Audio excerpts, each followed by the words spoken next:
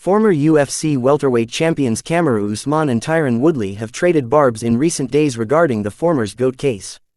Kamaru Usman could potentially earn the next UFC welterweight title fight against newly minted champion Islam Makhachev.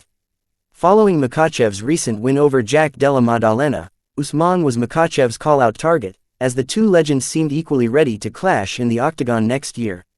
Usman got back in the welterweight title mix with a victory over Joaquin Buckley at UFC Atlanta. He's regarded as one of the greatest welterweights of all time, alongside the likes of St-Pierre and Matt Hughes. Usman's former rival, Tyron Woodley, recently dismissed Usman's case as the welterweight GOAT. He called Usman the greatest at kissing Dana White's A in a brutal dissection of Usman's career. During a recent episode of the Pound for Pound podcast, Usman addressed Woodley's comments. "What the hell did I do to him?" Usman responded to Woodley, "I've never spoken anything against him negatively, publicly.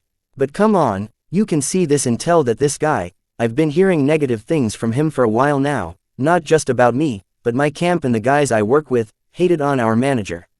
It's not our fault that we didn't do things the way that you did, to end up the way you have.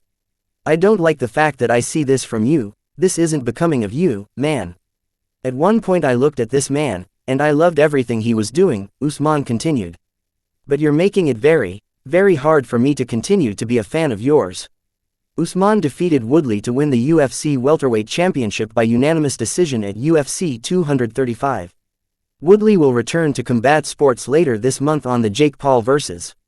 Anthony Joshua boxing undercard against UFC Hall of Famer Anderson Silva.